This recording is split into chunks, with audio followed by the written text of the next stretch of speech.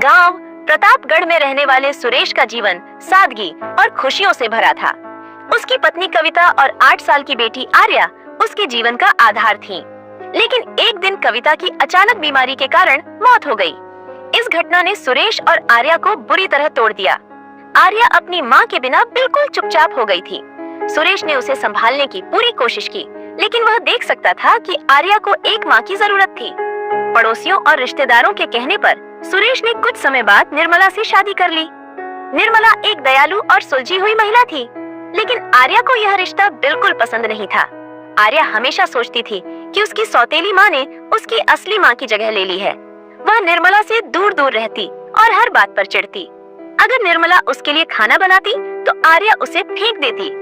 अगर वह उसे स्कूल के लिए तैयार करती तो आर्या जोर से चिल्लाती, मुझे तुम्हारी मदद नहीं चाहिए, तुम मेरी माँ नहीं हो। निर्मला ने आर्या की नाराजगी को समझते हुए कहा, बेटा, मैं तुम्हारी माँ की जगह लेने नहीं आई, मैं सिर्फ तुम्हारी मदद करना चाहती हूँ। लेकिन आर्या ने कभी उसकी बात नहीं मानी। शादी के कुछ महीनों बाद घर में अजीब घटनाएं होने लगीं। आर्या अक्सर कहती, रात में मुझे माँ की आवाज सुनाई देती है, वह मुझे बुलाती है। सुरेश ने इसे आर्या के दुख और माँ की याद का असर समझा।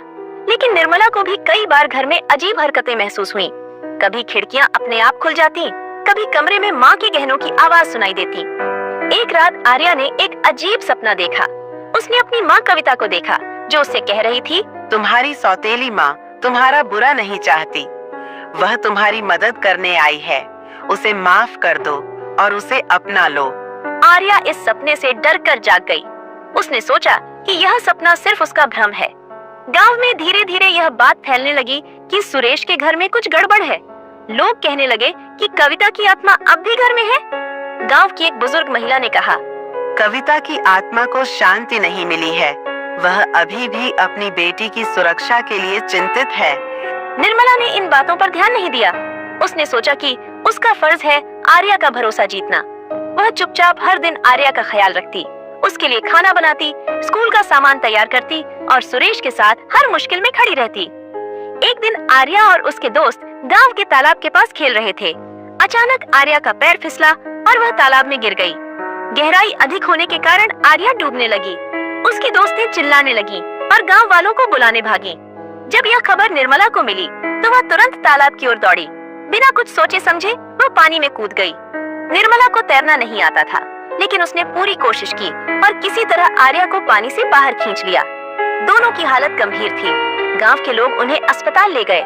डॉक्टर ने बताया कि अगर थोड़ी देर और हो जाती तो दोनों की जान नहीं बचती। इस घटना के बाद आर्या ने महसूस किया कि निर्मला सच में उसकी परवाह करती है। उसने अस्पताल में निर्मला के हाथ पकड़कर कहा, मुझे माफ कर दो माँ, मैंने आपको हमेशा गलत समझा, लेकिन आपने मेरी जान बचाने के लिए अपनी जान दांव पर लगा दी। आप मेरी माँ से कम नहीं है। निर्मला की आंखों में आंसू आ गए। उसने कहा, तुम मेरी बेटी हो आर्या, मैंने कभी तुम्हें अलग नहीं समझा। तुम्हारी खुशी ही मेरी सबसे बड़ी खुशी है। घर लौटने के बाद आर्या और निर्मला का रिश्ता बदल गया। अब आर्या निर्मला को अपनी असली माँ की तरह मानने लगी।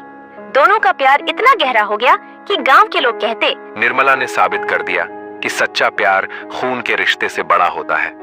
सुरेश भी अपनी पत्नी और बेटी के नए रिश्ते को देखकर खुश था। उसने कहा, हमारी जिंदगी में फिर से खुशियां लौट आई हैं। परिवार में प्यार और विश्वास हो तो हर मुश्किल हल हो जाती है। इस तरह निर्मला ने अपने प्यार और समर्पण से एक बिखरे हुए परिवार को फिर से जोड़ दिया।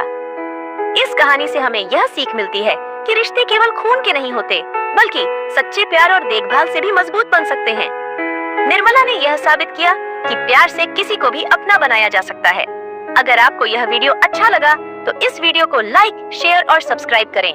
ऐसी और प्रेरणादायक कहानियों के लिए हमारे चैनल को सब्सक्राइब करें।